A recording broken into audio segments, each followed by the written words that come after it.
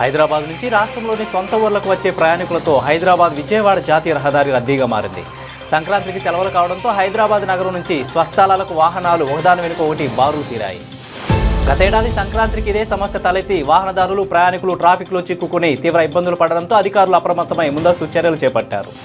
ఉమ్మడి పశ్చిమ గోదావరి జిల్లాలో సంక్రాంతి వేళ బరుల్లో కాలుదువేందుకు కోడిపుంజులు సిద్ధమయ్యాయి. ఏటా కోట్లలో చేతులు మారే ఈ పందాల కోసం శ్రద్ధ తీసుకొని మరీ పుంజులను పెంచుతున్నారు.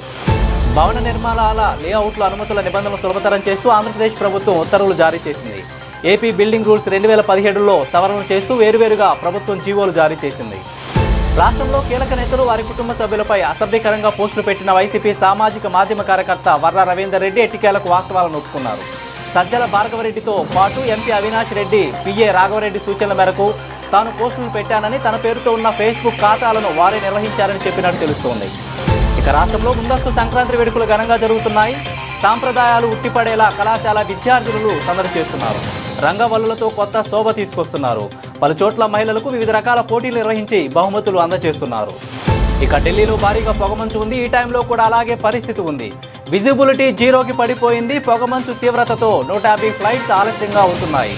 26 రైళ్లు లేటుగా నడుస్తున్నట్లు భారత రైల్వే సంస్థ పేర్కొంది. తిరుపతి స్విమ్స్లో తొక్కిసలాటలో గాయపడ్డ 16 మంది బాధితులకు చికిత్స కొనసాగుతుంది. ఇక డిశ్చార్జ్ అయిన 33 మందికి కూడా 2 లక్షల చొప్పున పరిహారం అందించారు. 33 మందికి వైకుంఠ ద్వార దర్శనం కల్పించింది టీటీడీ. వారిని ఇంటికి చేర్చే బాధ్యత కూడా టీటీడీ తీసుకుంది. తెలుగు రాష్ట్రాల్లో వైకుంఠ ఏకాదశి సందర్భంగా ఉత్తర ద్వార దర్శనం కోసం భక్తులు వైష్ణవాలయాలకు పోటెత్తుతున్నారు.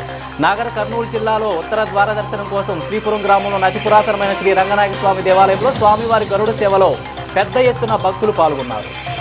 మొన్నటిదాకా కాస్త సైలెంట్గా ఉన్న హైడ్రా ఇప్పుడు మళ్లీ యాక్షన్లోకి దిగింది.